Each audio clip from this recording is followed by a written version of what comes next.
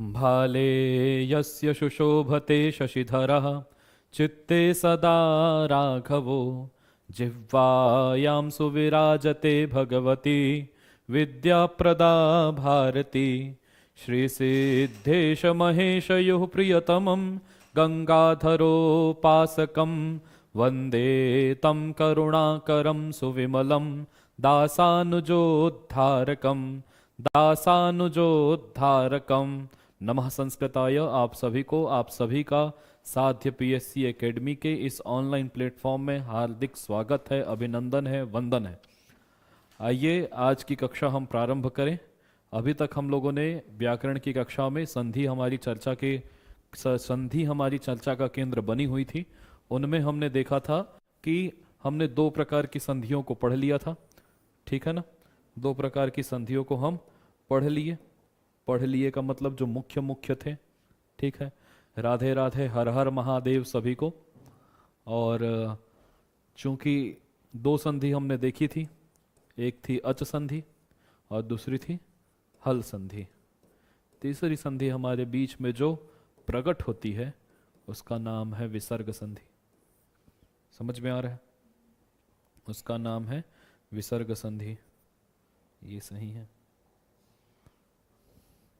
तीसरी संधि जो हमारे बीच में प्रकट होंगी आज, वो है विसर्ग संधि, ठीक है।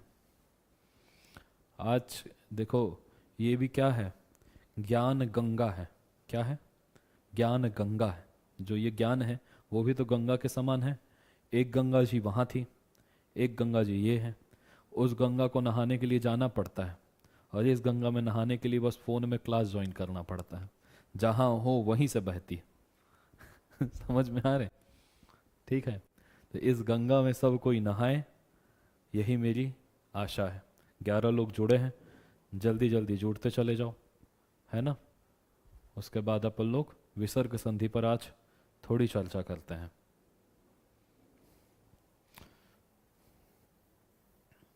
विसर्ग का मतलब क्या होता है? विसर्ग का मतलब है ये, ठीक है। विसर्ग का मतलब क्या है? ये। और इस विसर्ग संधि पर ही आज की चर्चा है हमारी।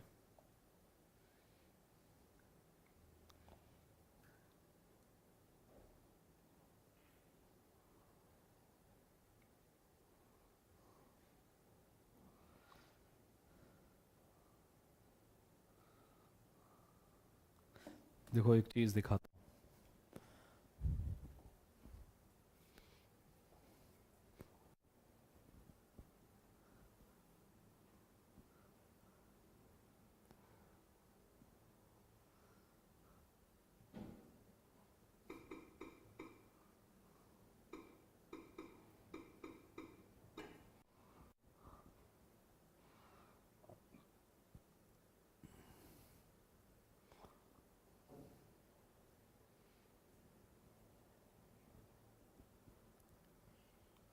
ये पाणिनीय शिक्षा है। क्या है?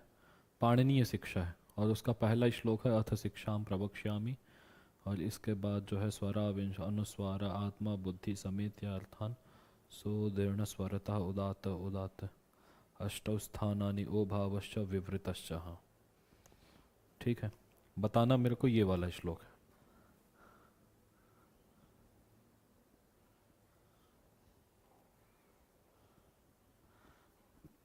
सभी को दिख रहा है? सभी को क्या हो रहा है? दिख रहा है?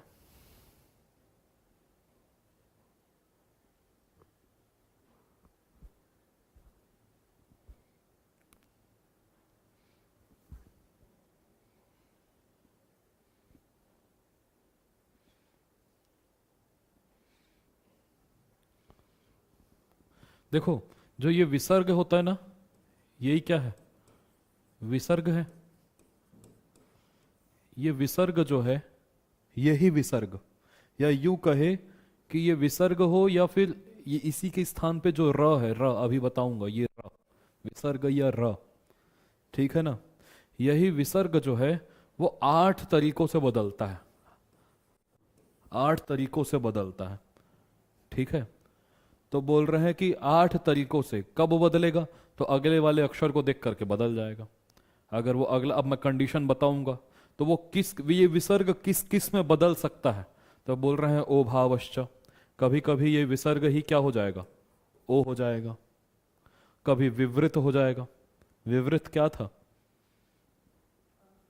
अ, क्या हो जाएगा, विवृत अ हो जाएगा। श हो जाएगा, रामश्वेते।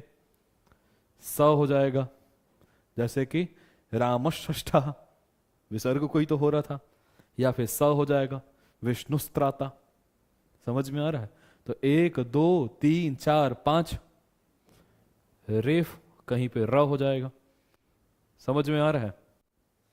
कहीं पे जिह्वा मूल हो जाएगा, कहीं पर क्या हो जाएगा, उपधमानीय हो जाएगा। तो 1 2 3 4 5 6 7 और 8, 7 और 8। क्लियर हो रहा है। तो किसको होगा, यही र जो है वो, यही र जो है उसको, ये र की ही गति होती है। अब या तो र को बोल दो, तो यहां पर विसर्ग ले आओ कि र को विसर्ग भी होगा, और अगर विसर्ग है तो रेफ भी होगा। आगे पीछे कर सकते हैं ना।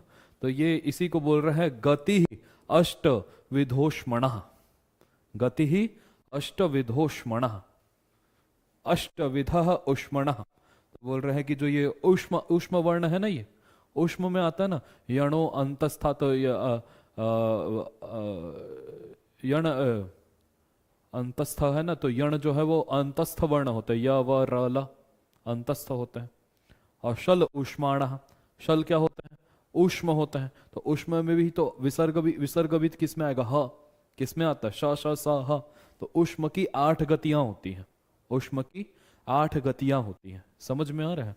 तो कौन कौन सी, कभी वो कभी कभी वही ह जो है, कभी विसर्ग कभी ओ में बदलेगा, तो मतलब अ में बदलेगा, कभी श हो जाएगा, कभी श हो जाएगा, कभी स हो जाएगा, कभी रेफ होगा, कभी जिह्वा मूल होगा, कभी उपधमानीय होगा। क्लियर है ना। अब हमको ये जानना है, 15 लोग जुड़ गए हैं। अब हमको ये जानना है कि कब किस स्थिति में क्या गति होगी। क्या ओ गति होगी, क्या 8 गतियों में से कौन सी गति विसर्ग की हो सकती है या रेफ की हो सकती है, इसी को हमको जानना है।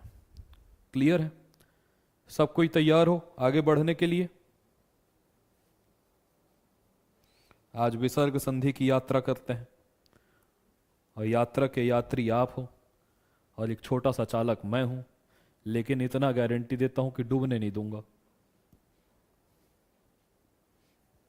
ठीक है, चलो आगे चलते हैं। अब आ जाते हैं अपने में। कहां थे, इसमें थे। वास्तव में हमको क्या देखना है, एक सूत्र शुरू में देखते हैं। एक सूत्र आता है खर वसानयोर विसर्जनीय। क्या आता है, खर वसानयोर विसर्जनीय। इसको मैं थोड़े से बाद में बताऊंगा।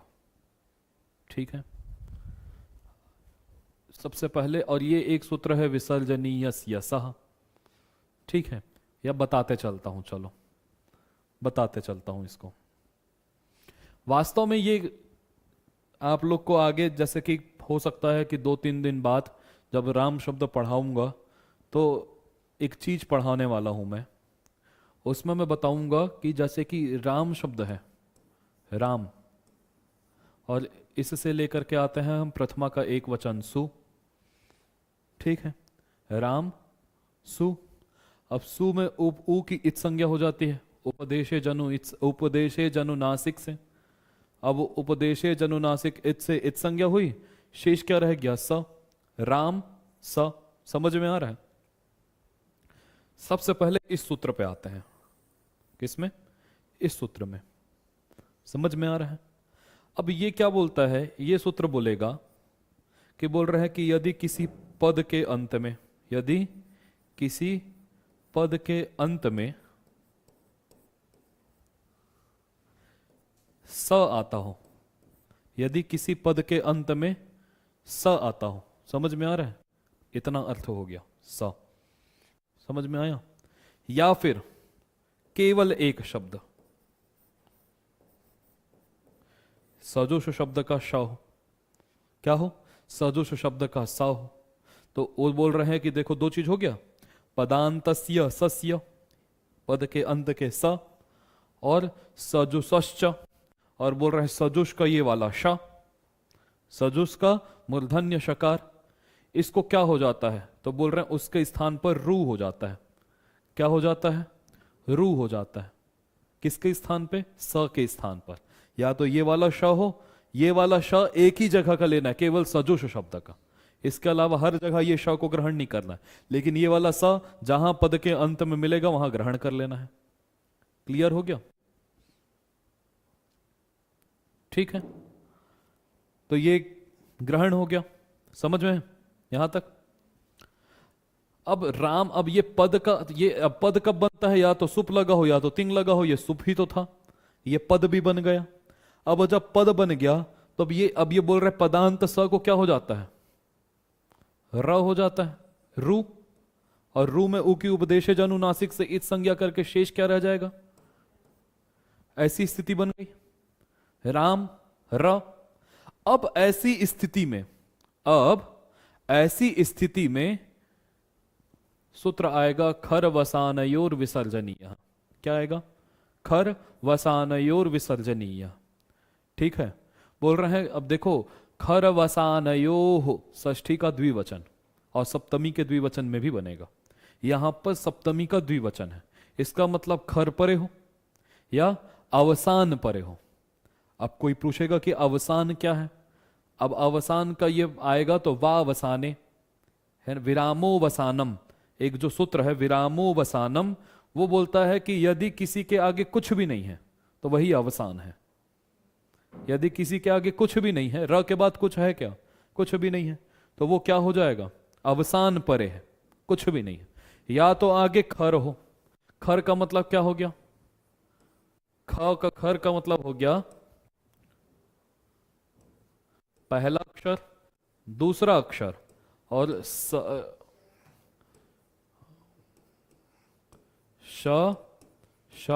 और ह, श और स। या तो कुछ भी मत हो, और अगर हो तो खर हो, तो क्या होता है, तो बोले कि इस र को जो है, ये र जो है ना, ये विसर्ग में बदल जाता है। किसमें, विसर्ग में बदल जाता है। अब यहां पर कुछ भी नहीं था, तो ये र किस में बदल गया, विसर्ग में, तो बन गया रामः, बन गया, ठीक है, रामः बन गया। क्लियर है। या तो कुछ मत हो, और अगर हो तो वो खर के अलावा मत हो, या तो खर होगा या फिर अवसान होगा। इसका मतलब क्या, कि अ होगा तो नहीं विसर्ग होना है। इसका मतलब क्या, ह होगा तो हो जाएगा क्या, नहीं होगा, क्योंकि खर में आता ही नहीं है। य होगा तो हो जाएगा क्या, आगे नहीं होगा। ज होगा तो हो जाएगा क्या, नहीं होगा। इसके इसी प्रकार व होगा तो हो जाएगा क्या, नहीं होगा। झ होगा तो हो जाएगा क्या, नहीं होगा। त होगा तो हो जाएगा क्या, हो जाएगा, क्योंकि ख फ छ ठ थ च ट त आ जाता है खर में। क्लियर हो गया।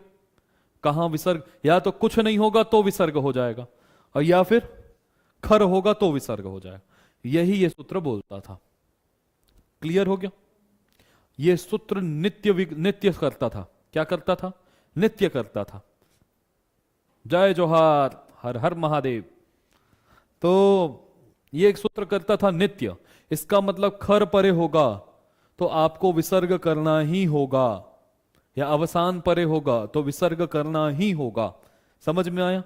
अब यदि मैं पूछूं खर का मतलब क्या है, पहला अक्षर और दूसरा अक्षर, केवल मेरे को यदि इनसे काम होगा तो कौन सा प्रत्याहार बनाऊंगा, शर। क्या बनाऊंगा, शर। ठीक है ना। तो मैं इसको अगर केवल यही करना होगा तो मैं क्या करूंगा, शर बोलूंगा ना। क्या बोलूंगा, शर। अब देखो यही सूत्र है, यहां पे थोड़ा कंफ्यूज होते हैं। शर प्रत्याहार बन गया। अब देखो ये सूत्र क्या बोलता है कि देखो कि विष्णुस्त्राता, विष्णुस्त्राता। अब देखो ये भी वही बोल रहा है कि देखो कि यदि पद के विसर्जनीय है, अब विसर्ग के बाद में यदि खर होगा, यदि विसर्ग के बाद में खर होगा तो ये समझ लो, ये बड़ा कंफ्यूजिंग सूत्र मिलता है। तो बोलता है कि देखो अब ये क्या करता था, खर परे होने पर क्या करता था, विसर्ग को कर देता, र को कर देता था विसर्ग, ठीक है ना। और ये सूत्र आया और इस सूत्र ने कहा कि देखो, इस सूत्र ने बोला विसर्जनीयस्य, क्या मतलब, षष्ठी का एक वचन, तो मतलब विसर्ग के स्थान पर, विसर्ग के स्थान पर सह, स होता है, क्या होता है, सा। इसका मतलब पहले सा करो फिर रू करो, उसके बाद फिर सा कर दो, जब कब होता है तो खर। अभी इतना जान लेना चाहिए, ये सूत्र बहुत लंबा चौड़ा है, ठीक है ना, इसका कंफ्यूजन दूर करने के लिए बहुत समय चाहिए। अवसान का भी, अवसान का मतलब क्या होता है भाई, ये अवसान पर है, कुछ है क्या बाद में, नहीं है ना, अवसान पर है। क्लियर हो गया कि नहीं, ठीक है, ठीक है। इस सूत्र को थोड़ा सा स्किप करो यहीं पे, ठीक है।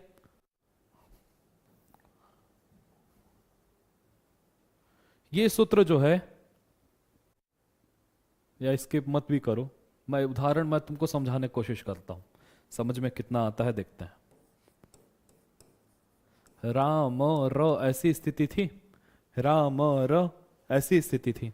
आगे उदाहरण के लिए देख लो, जैसे कि त्राता है, क्या है, त्राता है, समझ में आ गया।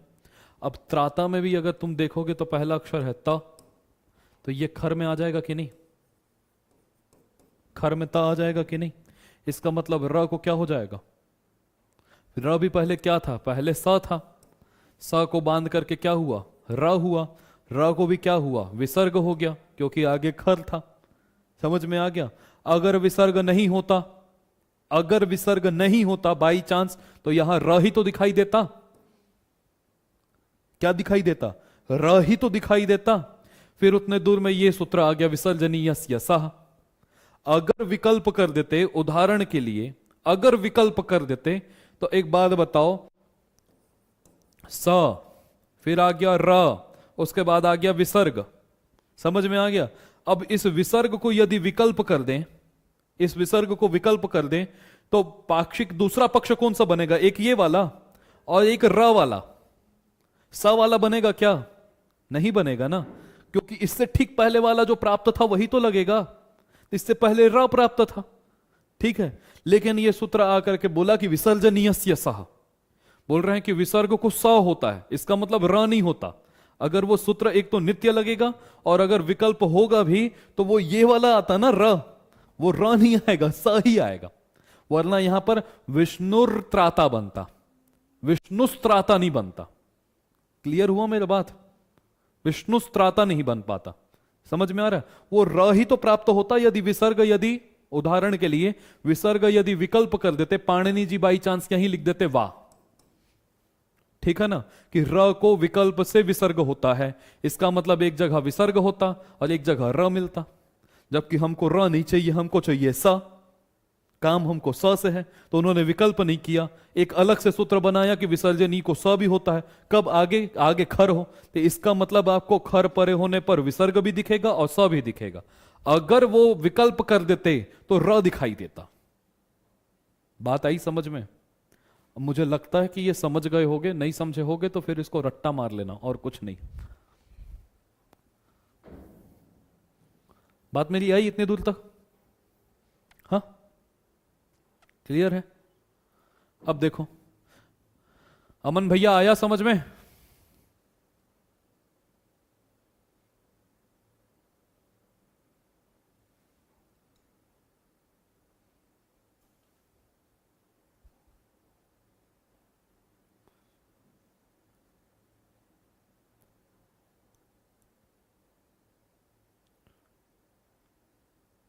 जैसे रामस्त्राता होगा क्या, और क्या। अब अगर रामस्त्राता, अमन बोल रहा है नहीं, तो रट्टा मार लो बस।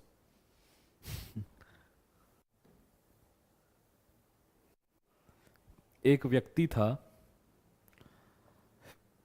एक व्यक्ति को मैंने कहा जैसे कि राम है, ठीक है ना, मैंने बोला राम की जगह में कृष्ण आ जाए, तो राम जी हट गए और कृष्ण जी क्या हो गए, आ गए। और कृष्ण जी के स्थान पर बलराम आ जाए, ठीक है ना, और बलराम जी आ जाए।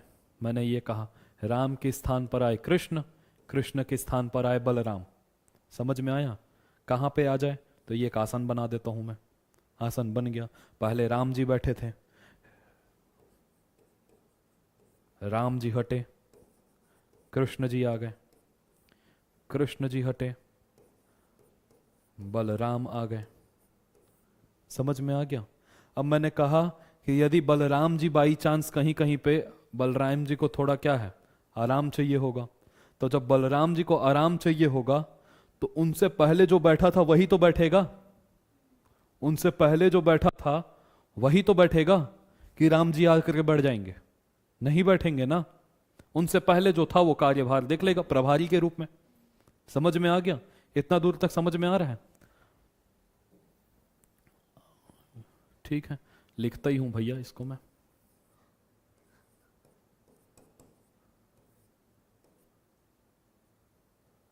ठीक है,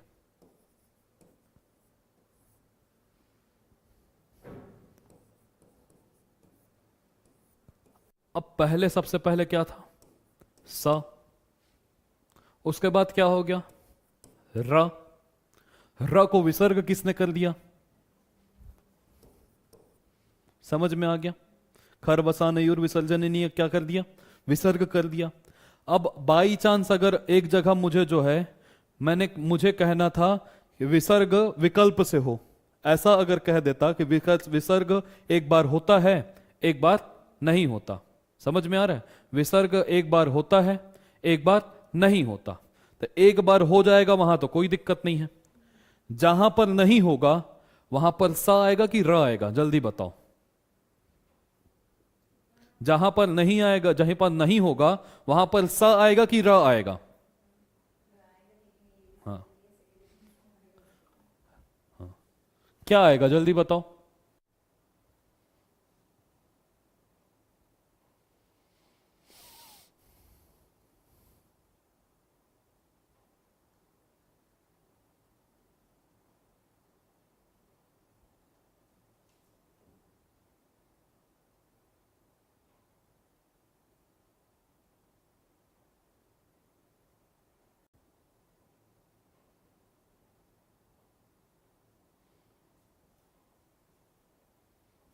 अरे कैसे सा आ जाएगा मेरे?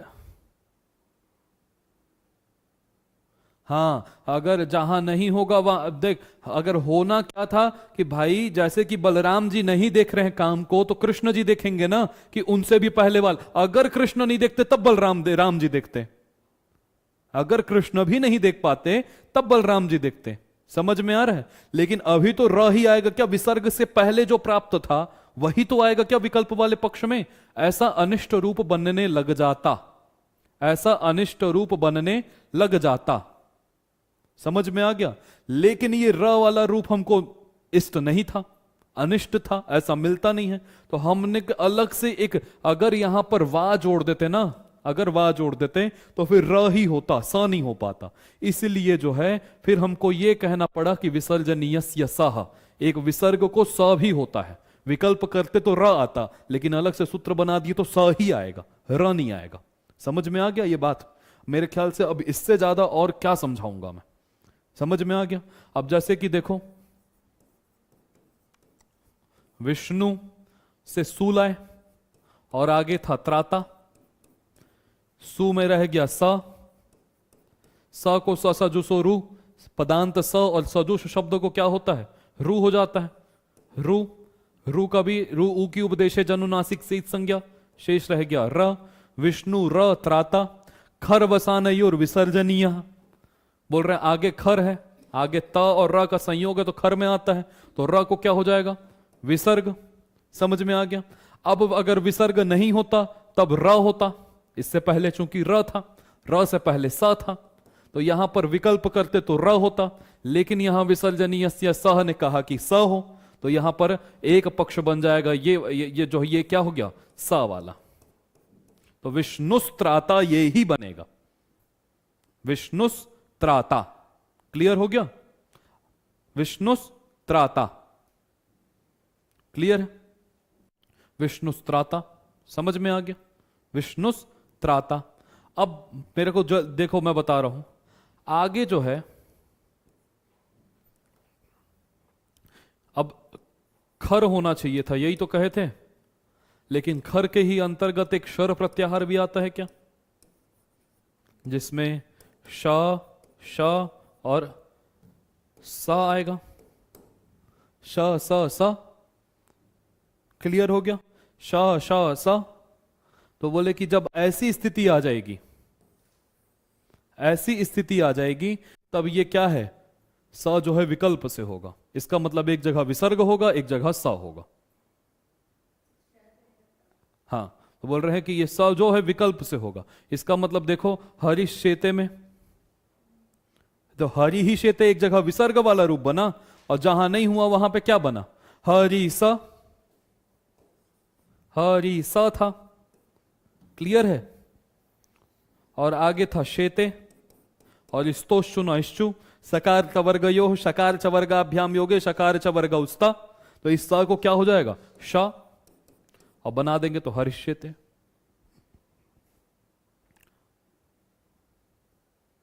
क्लियर है? कोई कंफ्यूजन होगा भी तो पूछ लेना। पहले बोलने वाला था मत पूछना, लेकिन पूछ लेना, क्योंकि मेरा कार्य है। अगर आप लोग नहीं समझ पा रहे हो तो वो कमी आप लोगों की नहीं, मेरी है, कि मैं समझा नहीं पा रहा हूं, अपनी बात रख नहीं पा रहा हूं। क्लियर है? ये समझ में आ गया हमको। एक तरफ यदि र है, चार्ट बनाते जाना। सबसे निवेदन है, अब लिखते जाओ, ठीक है ना। ऐसे एक तरफ र लिख लो, एक तरफ लिख लो खर,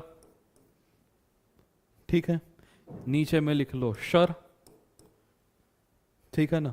तो ये र किस में बदल गया है, पहले विसर्ग में।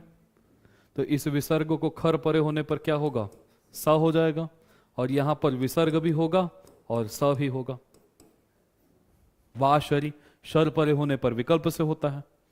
शरी विसर्गस्य विसर्गो वा, सर परे होने पर विसर्ग को विसर्ग ही होता है। समझ में आ रहा है? सर परे होने पर विसर्ग को स नहीं होगा, विसर्ग को विसर्ग ही होगा। यहां पर आदेश विसर्ग के स्थान पर विसर्ग ही होता है। क्लियर हो गया? अब देखो एक स्थिति और बताते हैं, आगे देखना। अब देखो, मैं स्टार्टिंग के क्लास में जो है 3 चीज यहां बताया था कि नहीं बताया था, बाकी सब जगह तो बताता ही हूं मैं।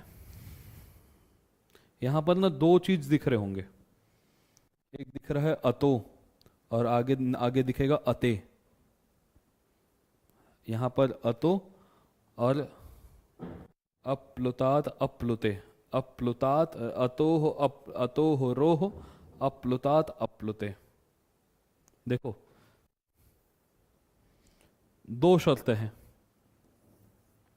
आदेश पहले बता देता हूं। आदेश क्या होता है, जो ये रू है ना, जो ये रू है, उस रू के स्थान पर क्या होता है, ऊ होता है। क्या होता है, ऊ होता है। रू के स्थान पर ऊ होता है। समझ में आया इतना बात? रू के स्थान पर ऊ होता है। एक स्टेप आगे बढ़ूं, शर्त क्या है, बोलते हैं कि इधर भी छोटा अ होना चाहिए, ह्रस्व अ, और आगे भी क्या होना चाहिए, ह्रस्व अ। समझ में आया? पहले भी ह्रस्व अ हो, आगे भी ह्रस्व अ हो, तो ऐसे अगर बीच में यदि रू मिल गया, 2 छोटे छोटे अ के बीच में फंसा हुआ यदि रू मिल गया, तो रू को निकालने के लिए एक क्रेन आएगा, और क्रेन उसको रू को उठाएगा और रू को नीचे ढकेल देगा। समझ में आया? यदि स्थिति क्या है, दोनों तरफ छोटा आ होगा तो, समझ में आ गया, छोटा आ होगा तो आ गया। उदाहरण देखते हैं, जैसे कि शिव शब्द था और इधर था अर्च्य। क्या था? अर्च्य। और शिव शब्द से प्रथमा का एक वचन लेकर के आए सु, शिव सु। सु को क्या हो गया? स जो सो रू से रू हो गया। अब देखो रू की स्थिति, इधर अ उधर अ, तो रू क्रेन उठाने वाला आया, उठाया बेचारे को इधर, और किधर से आया? ये ऊ नीचे टपक गया, ऊ। शिव ऊ अर्च्य, शिव ऊ अर्च्य। समझ में आ गया? अब यहां पर जैसे ही ये ऐसे ऊ हो गया, अब कौन सी संधि प्राप्त हो गई? अ से ऊ परे है, अ से ऊ परे है तो गुण हो जाएगा। तो अ और ऊ को क्या गुण हो जाएगा? ओ। शिवो बन गया, शिवो अर्च्य। अब एक और याद करो, अब कौन सी संधि प्राप्त है?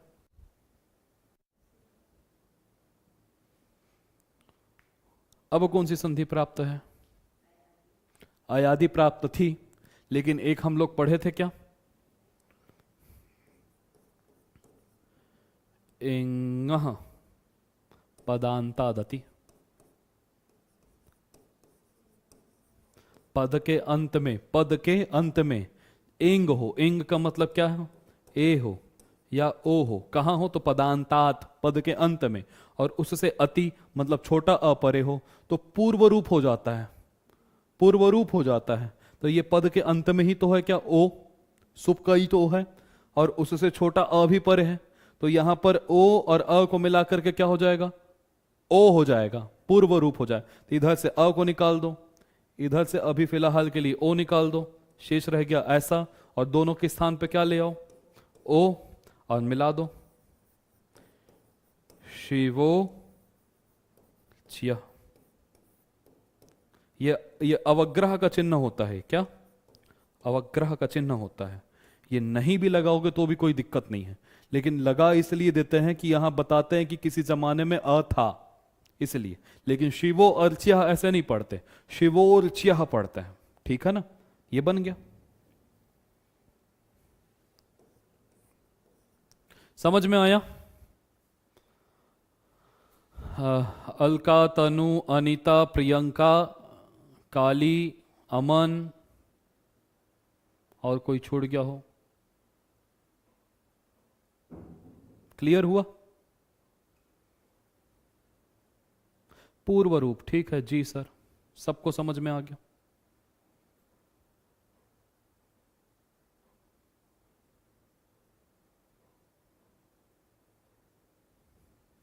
ठीक है। अब देखो इसने क्या कहा कि बोल रहे हैं कि इधर अ हो, इधर अ हो, बीच में रू फंसा हो, रू के स्थान पे क्या कर देना? ऊ कर देना। समझ में आया? अब देखो यही तो, ये वाली कंडीशन थी ना। हटाता हूं, इतना बस हटाता हूं, सब हटा डालता हूं मैं भी।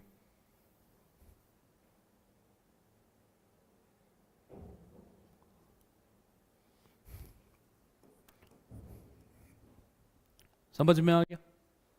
हाँ, इधर अ हो, इधर अ हो, बीच में फंसा रू, रू के स्थान पर ऊ। समझ में आ गया ना? अब बोले कि देखो यार एक और बता देता हूं, बोले हशीचा। हशीचा का मतलब क्या हो गया? हशीचा में कौन सी विभक्ति है? सप्तमी का एक वचन है हशी। तो बोल रहे हैं कि देखो आप जो ये बोल रहे थे ना अति मतलब छोटा अ परे होने पर, तो उधर वाले से हमको कोई समस्या नहीं है, वहां तो आप रहने दो, वहां अ को रहने दो। इधर जो आप केवल ये ह्रस्व अ करने पे बोल रहे थे ना, ह्रस्व अ होने पे, इसको थोड़ा सा जो है इसकी सीट पे वृद्धि की जाए। वृद्धि क्या हो? अ होने पर भी हो जाए, और हर्ष का कोई अक्षर परे हो तो भी ऊ हो जाए। समझ में आ गया? अब एक कंडीशन ये बन गया, बन गया। बोल रहे हैं कि अ परे होने पर भी होगा और हशीचा, हश परे होने पर भी होगा। क्या होगा? तो रू को ऊ होगा। समझ में आ गया? अब हश प्रत्याहार का मतलब क्या है? ह या वरट के ह से लेकर के जब गडदश के शा तक, और आगे छूट क्या जाएंगे? जब गडदस खाफा छाठा तक खर छूट जाएगा। हश आ गया, खर छूट गया, इसका मतलब पहला दूसरा अक्षर छूट गया। इसका मतलब तीसरा अक्षर परे अ से यदि हश परे होगा तो भी रू को क्या हो जाएगा? ऊ हो जाएगा। अब देखो, देखते हैं। शिव शब्द से लेकर के आए, इधर था वंद्य। क्या था? वंद्य। समझ में आ गया? अब इधर क्या है? ये शिव शब्द से लेकर के आए रू, स लेकर के आए पहले सु, सु को सा सा जुसो रू से रू, रू का रू। अब इधर देखो अ है, दिख रहा है? इधर क्या है? 3 4 5 अंतस्था। हाँ एकदम 3 4 5 अंतस्था। हर हर महादेव, बहुत सही बोल रहे हो। बोल रहे हैं शिव में अ है, उससे परे रू है, और आगे हर्ष प्रत्याहार का वर्ण है। तो ह या वा आ गया कि नहीं? तो भी क्या हो जाएगा? अब अ और ऊ को संधि क्या हो जाएगी? ओ, शिवो। अब इंगा पदांतादति नहीं लग सकता, पद के अंत में ए तो ए ओ तो है, लेकिन अति अपरे नहीं है। समझ में आ गया? तो शिवो वंद्या वैसी का वैसी रह गया। क्लियर है? अब आपको मैं यही उदाहरण दिखाता हूं। दिखाऊं? देखो, ये क्या था? सा सा जो श, ऐसा शब्द था। सा सा जो श, और आगे था रू। अब रू से भी क्या आया है? सु। इससे भी क्या आया था? सु। ठीक है ना? इससे तो खैर सा सा जूशो है ना, ठीक है ना? तो सा सा जूशो ठीक है। तो ये भी क्या था? यहां पर भी था। अब यहां पर सा आया, सा के बाद क्या आया? रू आया, यहां पर भी रू हो गया। समझ में आ गया? अब यहां पर तो अवसान परे था, अवसान पर है कि नहीं? तो यहां पर रू को क्या हो जाएगा? खरवसान और विसर्जनीय से विसर्ग हो जाएगा, रूह बन गया। समझ में आया? और यहां क्या होगा? तो इधर है अ, इधर है रा, रा जो हया वरट में र आता है, तो इसको क्या हो जाएगा? ऊ। और अ और ऊ को संधि क्या हो जाएगी? ओ। तो सा सा जो सो रू बना कि नहीं? बना कि नहीं? और दिखाऊं? है? अत शब्द था, ये भी सजुषस शब्द था, उससे ngस विभक्ति है, मैं दिखा बस दिया यहां पे। ठीक है ना? तो ये अत शब्द है, अथ। समझ में आ गया? क्या शब्द है? अथ। और अत शब्द से क्या लेकर के आए हम लोग? पंचमी का एक वचन लेकर के आए, पंचमी का वचन लेकर के आए ngसी, और ngसी का शेष रह जाता है अस। क्या? अस। समझ में आ गया? ये अ मिल गया त में, अतस बन गया। पद के अंत में स दिख गया। अब स को स जो सोरू से क्या हो गया? रू। और आगे क्या था? रो प्लुताथ था कि नहीं? आगे क्या था? रो। समझ में आ गया? अब ये रू, अब रू से पहले क्या है? अ, आगे है र, र आता था हश में, आता था कि नहीं? हश में आता था, इसको हो जाएगा ऊ, और संधि हो जाएगी तो अतो।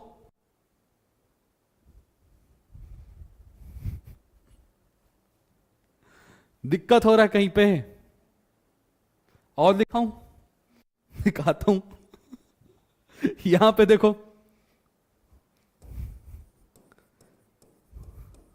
विसर्ग सु और वा। अब ये सु के स्थान पे स जुसो रू से रू, और ये अ रू वा, तो ये पूर्व में है अ, आगे है हर्ष का वा, तो इसको क्या हो जाएगा? उ। तो विसर्गो वा।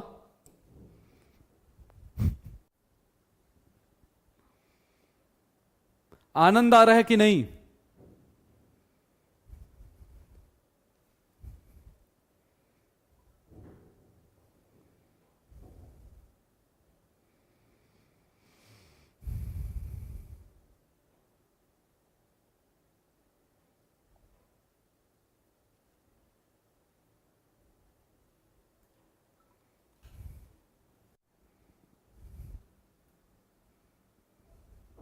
समझ में आ गया?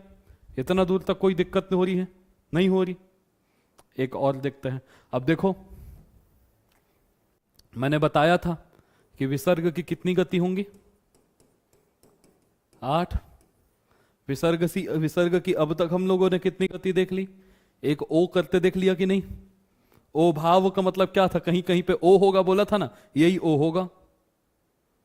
ओ भावश्च विवृतश्च, कहीं पे विवृत हो जाएगा, अब अ हो जाएगा। अब वो अ कहां पर होगा अभी दिखा देते हैं, ठीक है ना?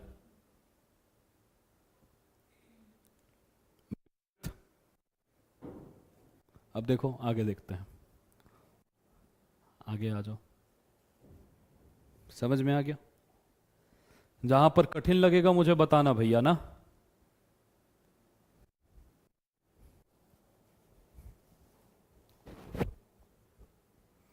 देखो अब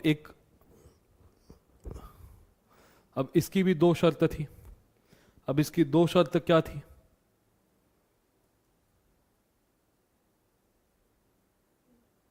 बता रहा हूं।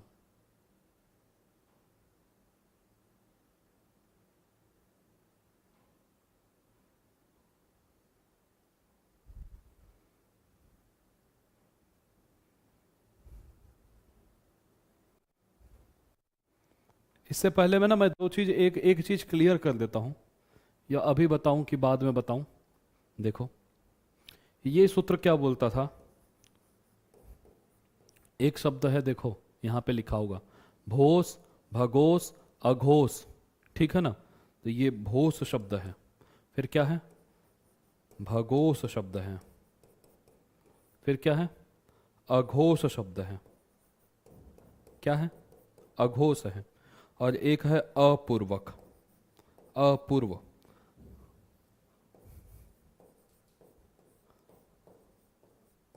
अपूर्व में हूं।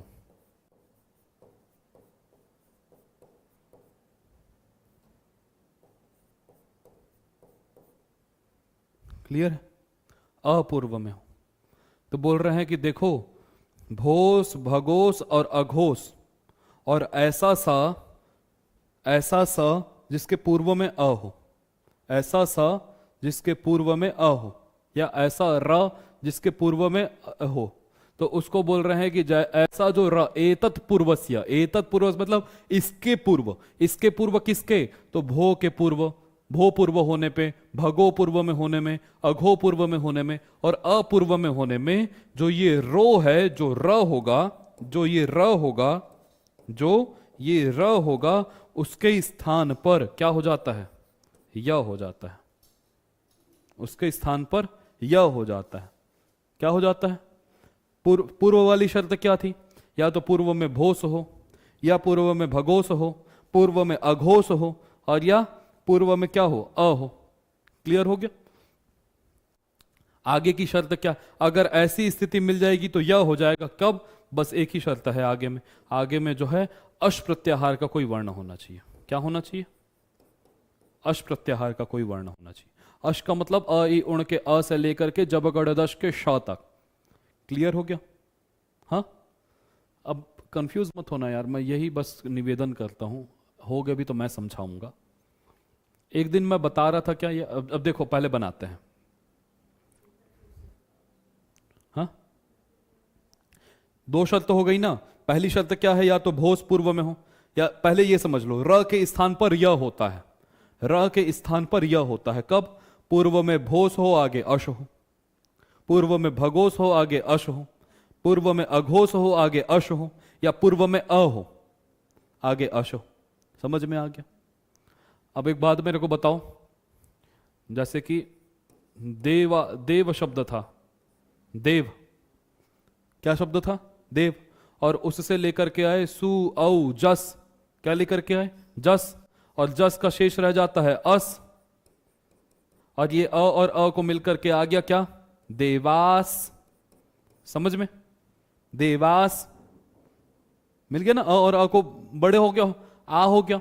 वास्तव में दीर्घ संधि नहीं होती यहां, प्रथम पुरुष सवर्ण से पूर्व सवर्ण होता है, लेकिन आ हो गया। इतना दूर तक समझ में आ रहा है? देवास। अब देखो कि ये स है क्या है, और आगे था इह। क्या था? आगे क्या था, इह। समझ में आ गया। अब अपूर्व में हो ऐसा ये सा, या सा को सा जो रू से रू कर दिए, ठीक है। रू का भी क्या शेष रह गया, र। तो पूर्व में हो ऐसा कौन सा र मिल गया कि नहीं, पूर्व में अ हो।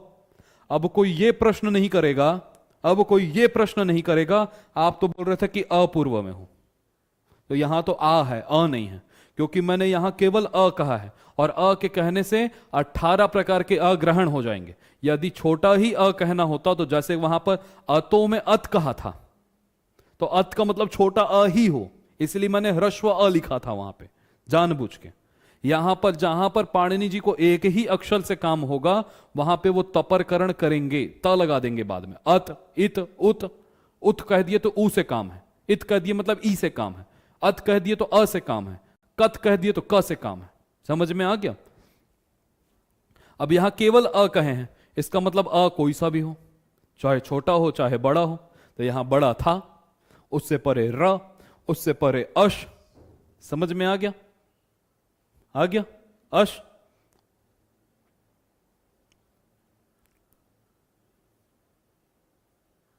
आ गया जी। अब इसके या की र के स्थान पे क्या हो जाएगा, या क्या हो जाएगा, या। यहां तक क्लियर हो गया। देवा या इह, देवा या इह। अब एक अजंत उसमें एक सूत्र आता है, लोपः शाकल्यस्य। क्या आता है, लोपः शाकल्यस्य। अजंत अच संधि का सूत्र है ये सूत्र क्या कहता है, ये य का और व का लोप करता है, य का और व का लोप करता है। आगे में क्या बोलता है कि पूर्व में अ होना चाहिए, पूर्व में अ होना चाहिए। लोपः शाकल्यस्य अवर्ण पूर्वयोः पदांत योर्वयोर वा आशि परे, और आगे अश होना चाहिए। तो ये सूत्र कर देता है लोप। समझ में आया। और लोप भी कैसे करता है, विकल्प से करता है, एक बार लोप करेगा और एक बार नहीं करेगा। लोप कब करेगा, जब य से पहले अ हो और य के बाद में अश का प्रत्याहार का वर्ण हो, तो एक बार लोप कर देगा, एक बार लोप नहीं करेगा। जहां पर लोप कर दिया वहां पर ये बन गया, और जहां पर लोप नहीं किया तो य ऐसा था, ई इसमें मिल गई और ये हा मिल गया,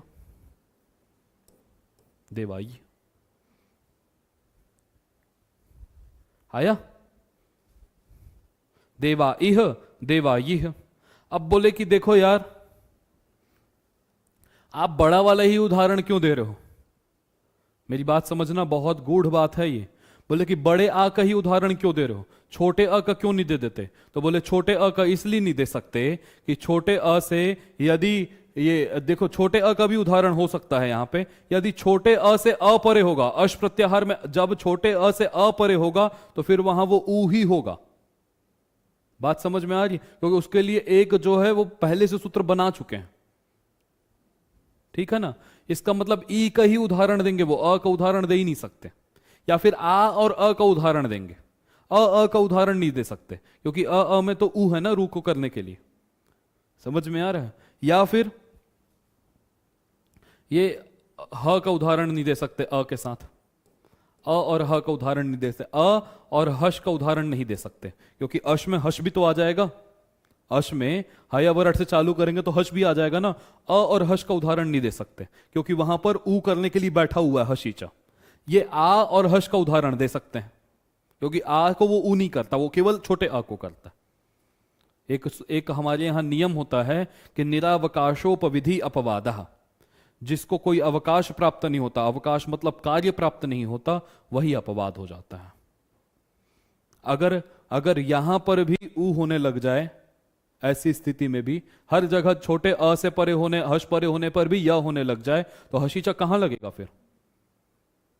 बेचारे को छोटे से तो जगह दिए हो कि छोटे अ से हश परे होने पर तुम लगना, अगर यहां पर भी वो अ से छोटे अ से हश परे होने, अश परे होने पर यह होने लग जाएगा, तो फिर वो कहां लगेगा, तो बेचारे को जगह देना पड़ेगा। मेरे ख्याल से कठिन हो रहा है आप लोगों के लिए, समझ में आ गया, आया आप लोगों को समझ में।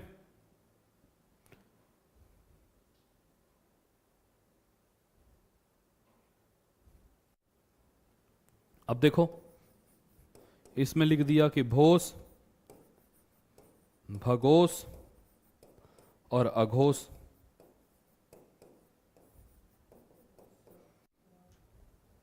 अघोस और आगे क्या था? देवाह।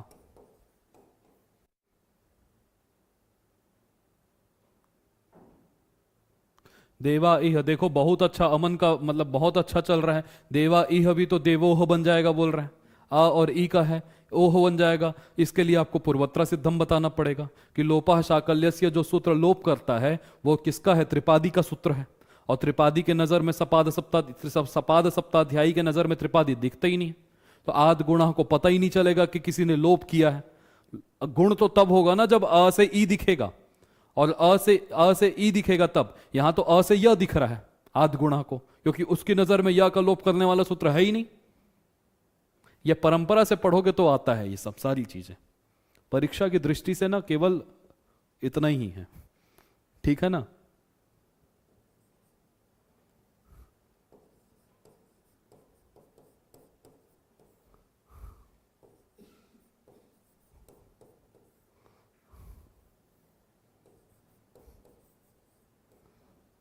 क्लियर है? अब देखो बोल रहे हैं कि भोस, भगोस, अघोस इति शांता निपाता। बोल रहे हैं कि ये शांत निपात है, जिसके अंत में स है ना, तो ये शांत हो गए कि नहीं? स है तो शांत हो गए। और ये क्या है? निपात है। शांता निपाता, शांत निपात है। और बोले कि देखो अब ये स को क्या कर दो? स जो सो रू से रू कर दो। पद के अंत में स दिख गया, तो ये स के स्थान पे क्या हो जाएगा? रू हो जाएगा। और रू का शेष क्या रह जाएगा? र। समझ में आ गया? अब र को हमने तेषाम रोह यत्वे कृते, उसके जो रू को या कर दिया। क्यों कर दिया? क्योंकि भो पूर्व में हो, भगो पूर्व में भी हो, अघो पूर्व में हो, उनसे अश प्रत्याहार का कोई वर्ण हो तो अश में द आता है। जब अगड़ द, ना आता है यमगण ना, या आता है या वरट। समझ में आ गया? तो रू को क्या हो जाएगा? या। ऐसी स्थिति समझ में आ गया। और इस या का क्या हो जाएगा? बोल रहे हैं कि एक सूत्र है, बोले हली सर्वेशाम, बोले हल परे होने पर या और वा का लोप होता है, कोई शर्त नहीं। भो भगो अघो अपूर्वस्य यस या लोप हस्यात हली।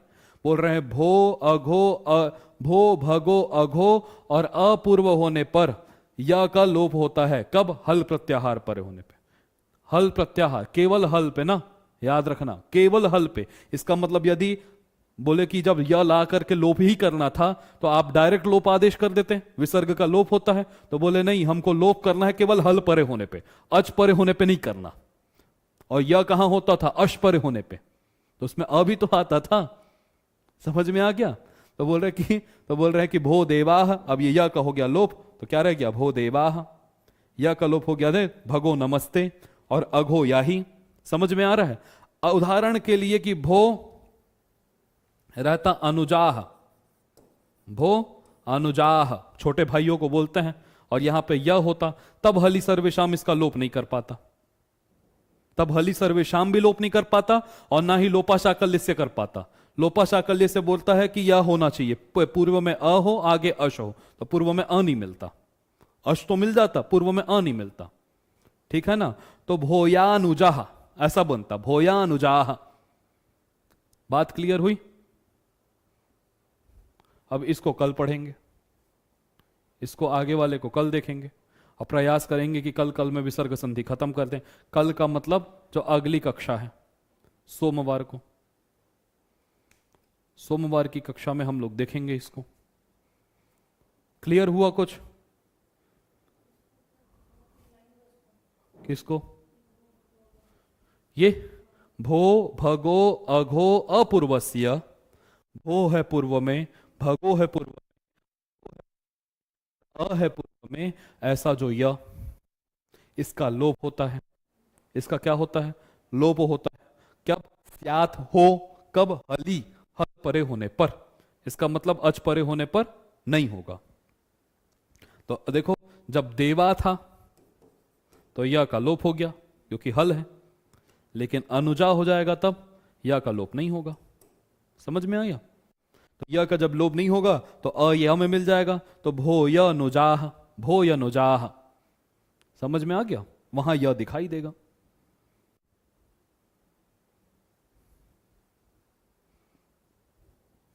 क्लियर है? अगले 5 मिनट में हम लोग दूसरी कक्षा में जुड़ते हैं। कोई प्रश्न हो तो आप लोग एक जगह लिखते जाओ और एक जगह फिर कमेंट कर देना।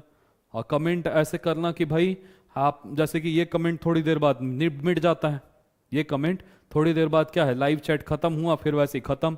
जब ये खत्म हो जाए कक्षा, उसके बाद उसके कमेंट में कमेंट करना। तो उसमें कमेंट में कमेंट करोगे तो वो हटेगा नहीं और मैं वहीं रिप्लाई कर दूंगा। ठीक है? अगली कक्षा में जुड़ते हैं, तब तक के लिए हर हर महादेव। आप प्रतीक्षा करते रहिए, अगली कक्षा आ रही है।